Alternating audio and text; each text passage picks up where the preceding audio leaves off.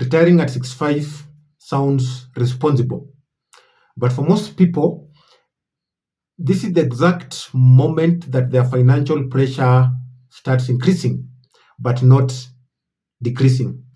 And this is not because they didn't work hard, not because they didn't save, but because retirement today in Kenya today coincides with three realities that most people never plan for. That is inflation, family dependency, and income collapse. And once those three hit, and at the same time, the math stops working. As people like saying, the math stops mathing.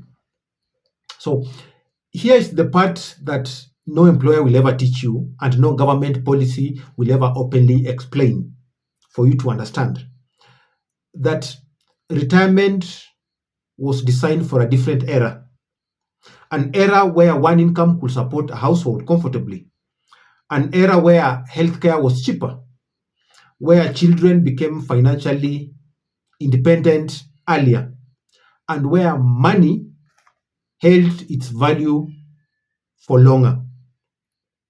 Unfortunately, that's not the Kenya we live in today. In reality, when people reach 65, their expenses don't disappear, but they shift. Medical costs skyrocket, family responsibility increases, and instead of you enjoying freedom or those people enjoying freedom, many retirees find themselves supporting others on a fixed and reducing income. And I'm not saying this as someone who is retired or someone who is 65 yet. Clearly, I'm not. I'm saying this as someone who studies money flows. I study money patterns. I study long-term wealth planning. And I get to understand where most people's plans quietly break down. And this is where the biggest lie creeps in. People think that retirement is about stopping work. It's not. It's about whether your income can survive when your salary disappears. So when someone says I'll be okay once I retire, I'll be okay once my retirement time comes, I always ask them one question, and perhaps two: retire from what, and retire into what? And so in this video, I'm going to show you why retiring at 65 is a very big mistake for most people. And more importantly, I'm going to share what actually needs to be in place before you stop working.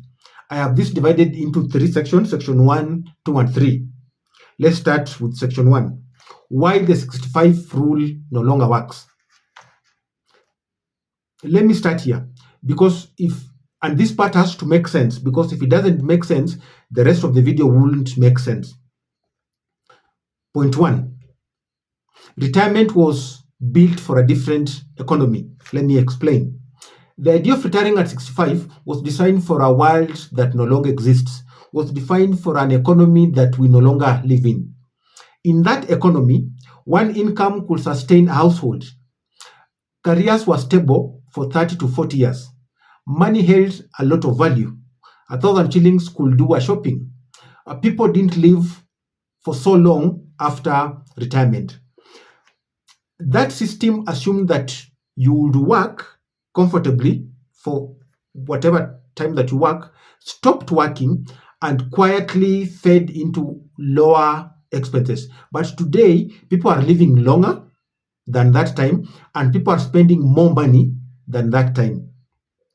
There's something that we did. We updated life expectancy, but never updated the retirement model. Point 2. Expenses don't end. What they do that they shift. What do I mean? Most people assume that retirement reduces costs, but in reality, retirement changes the line items. Yes, transport will disappear. You won't pay transport, but medical will replace the transport.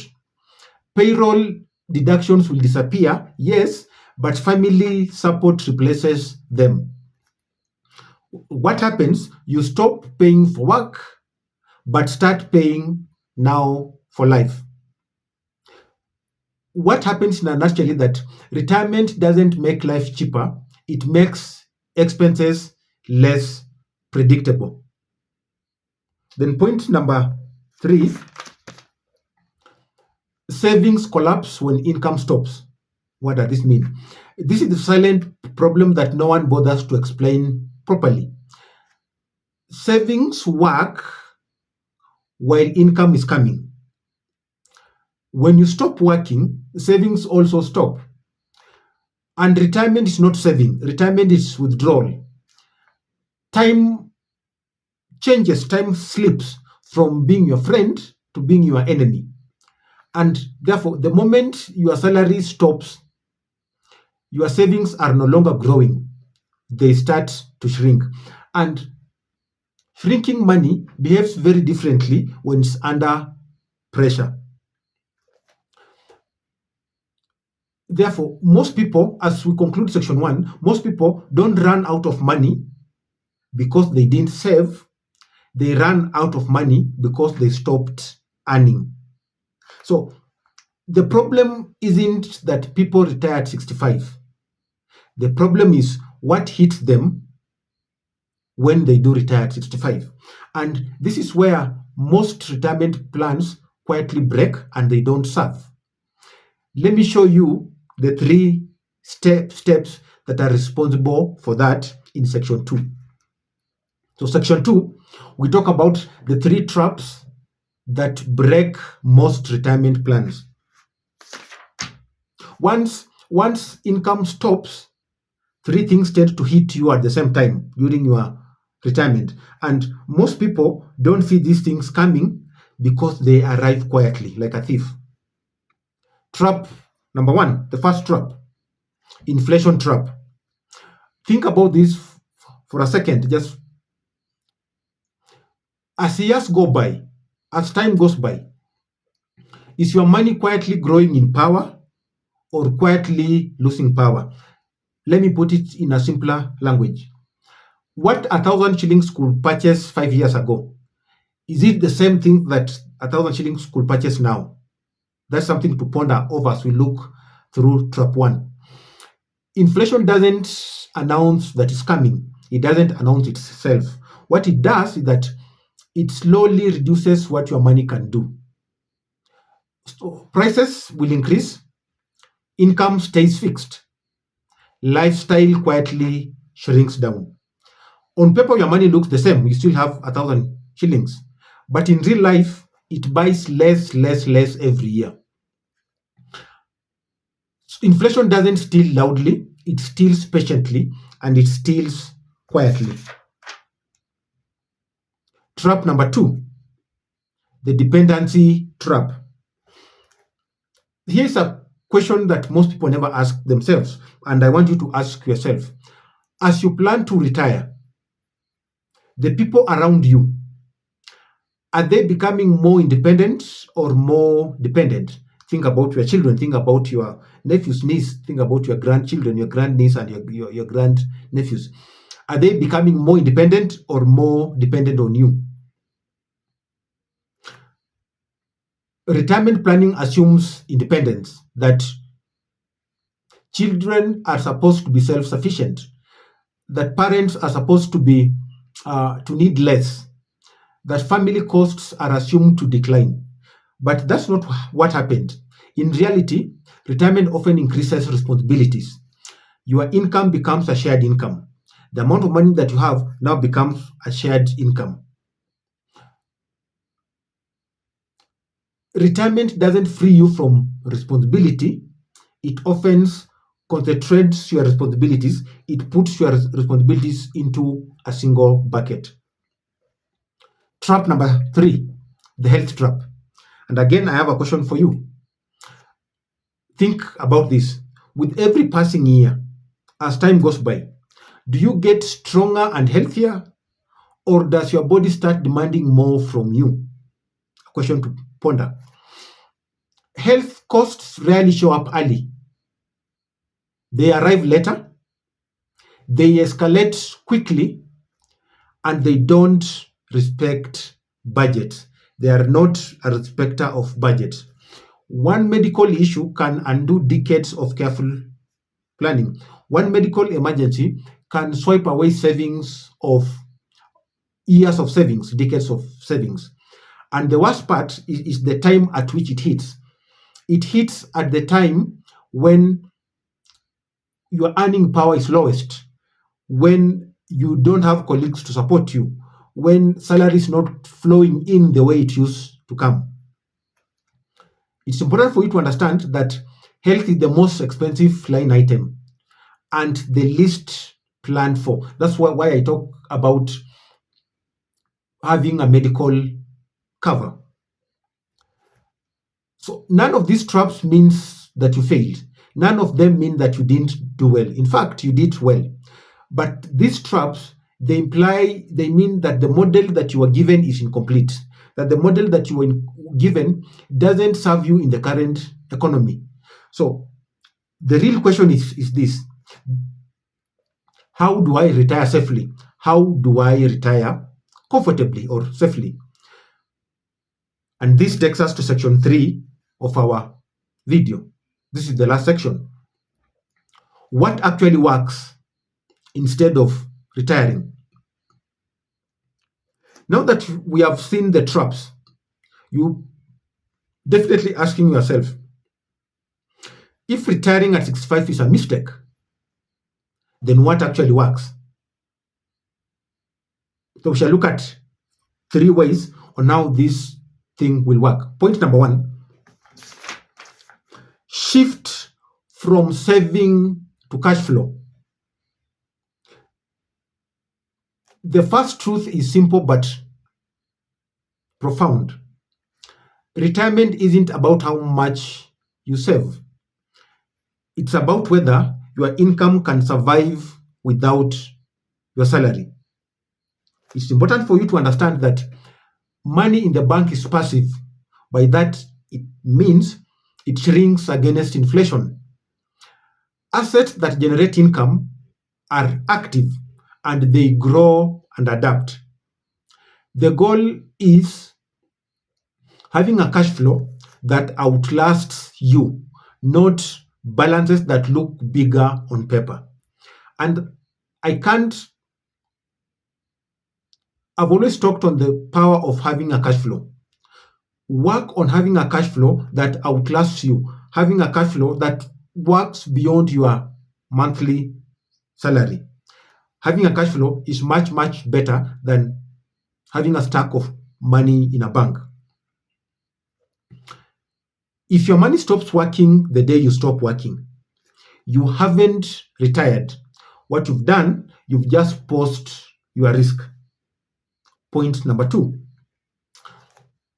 build optionality before 65. Build financial options before 65. Have alternative sources of income before age 65. Having options is the real secret, is the real deal that most people never talk about and never think about until it's 65. You want freedom, but freedom doesn't start at 65. It starts now. The time that you're watching this, whether you are 20, 30, 40, or 50, it just starts now. How does it look like? It looks like you monetizing the skills that you have, you monetizing the knowledge that you have. Number 2, part-time work or consulting on your terms. In your field of expertise, learn how you can use those skills for a part-time work or for consulting on your own terms. It looks casual now, but will come to save you later on at 65. The number 3, multiple streams of income, not just one paycheck. If there's a language that is very dangerous, it's having one source of income, one paycheck. The sooner you create options, talking about optionality and having options, the sooner you create options, the more control you have over your life in the later stages. Retiring at 65 is a trap only if you wait for permission from your employer or from the government to start planning. No one holds the key for your permission. You are the one who has those keys. Start creating options for your income. Point number 3 is for you to redefine the goal of retirement. We said point number 1 was shift from saving to cash flow. Point number 2, we talked about building optionality. Now, point number 3, we're talking about you redefining the goal of retirement. Now, the biggest misconception is retirement isn't about stopping work. It's about working because you choose to, not because you have to. So I want you to start redefining the goal of retirement and moving away from you working because you choose to working because you have to. I think the other way around. You start working, yes, working because you choose to and not because you have to. Your goal is not comfort, it becomes control. You want choices, but not schedules.